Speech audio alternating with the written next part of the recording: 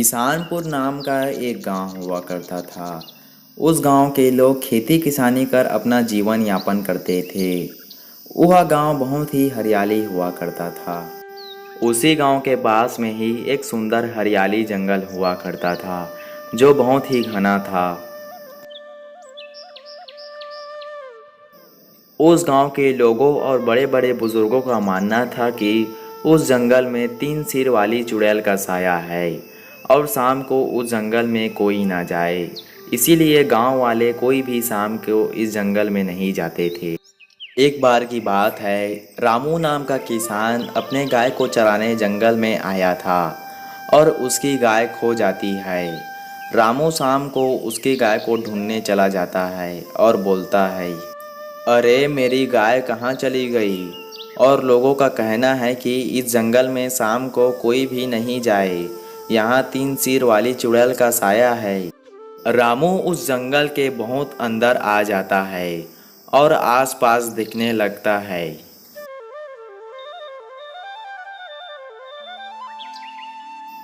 अरे भाई, मेरे को तो मेरा गाय दिखाई ही नहीं दे रहा है। चलो मैं इस जंगल से चला जाता हूँ, शाम होने ही वाला है। लोगों का मानना है कि इस जंगल में 3 सिर वाली चुड़ैल रहती है। मेरे पास आ गई तो मैं तो भाग भी नहीं पाऊँगा, चुड़ैल मुझे मार डालेगी। चलो मैं इस जंगल से निकल जाता हूँ। ऐसा कहते ही रामू के सामने 3 सिर वाली चुड़ैल आ जाती है। वह ये देखकर हक्का बक्का दंग रह जाता है। वह मन ही मन डरने लगता है। रामू तुरंत भागने की कोशिश करता है। चुड़ैल भी उसके पीछे भागती है।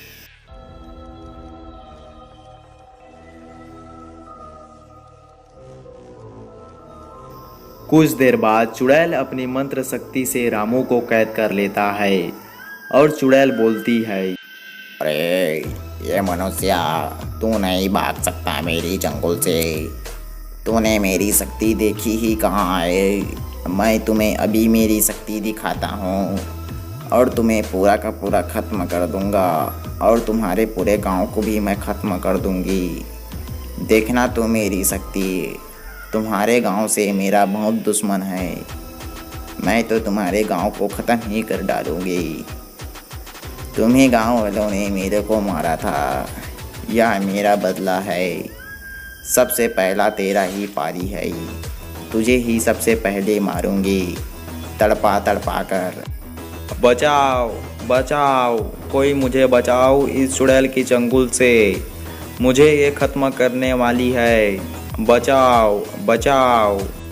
रामू अपनी जान का भीख मांगने लगता है।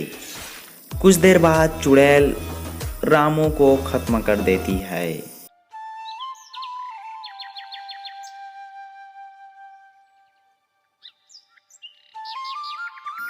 अगली सुबह होती है। गांव में रामू के बारे में सारी बातें फैल गई है।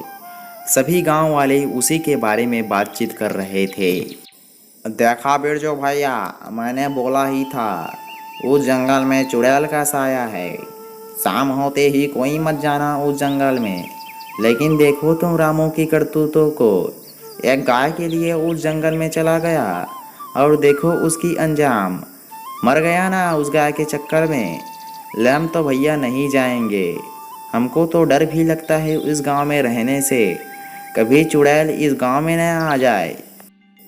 बात तो तुम सही कर रहे हो श्यामू। मुझे भी डर लगता है उस गांव में रहने से और पूरे गांव वालों को भी डर लगता है। तुमने तो देख ही लिया इसका अंजाम। शाम को उस जंगल में क्या चला गया। गांव वापस ही नहीं आ पाया हो तो ज़्यादा होगा तो मैं तो इस गांव को छोड़कर चला ही जाऊंगा। सारे गांव वाले रामू के घर गए थे और रामू की पत्नी का रो रो कर बेहाल हो चुका था। सारे गांव वाले उसे समझाने लगे कि मरा हुआ व्यक्ति फिर से वापस तो नहीं आएगा ना बहन, तुम चुप हो जाओ। कुछ देर बाद सारे गांव वाले रामू के घर से चले जाते हैं और उसका बेटा उसकी माँ से बोलती है, अरे माँ, तुम चुप हो जाओ। मैं उस चुड़ैल का खात्मा कर दूंगा। मैं उस चुड़ैल को मारूंगा, उसे ख़त्म कर दूंगा। तुम चिंता मत करो। मैं अभी तुरंत जाऊंगा जंगल और उस चुड़ैल को पूरा ख़त्म कर कर आऊंगा। अरे तू नहीं जाएगा जंगल, तेरे सिवाय मेरा इस दुनिया में कोई नहीं है। तुम्हारे पिताजी का अभी भी देहांत हो चुका है और तू नहीं जाएगा। बेटा वह चुड़ैल बहुत ही खतरनाक है, तो उससे लड़ नहीं पाएगा। लेकिन रोहित जिद कर जंगल की तरफ चलने लगा। उसके एक हाथ में तलवार थी। वह कुछ देर बाद जंगल के अंदर आ गया और वह चुड़ैल को पुकारने लगा। चुड़ैल उसके सामने आ गई। आखिर आगे क्या होगा यह देखेंगे पार्ट 2 में। अगर वीडियो अच्छा लगा हो तो हमारे चैनल को सब्सक्राइब और इस वीडियो को लाइक ज़रूर करना। धन्यवाद।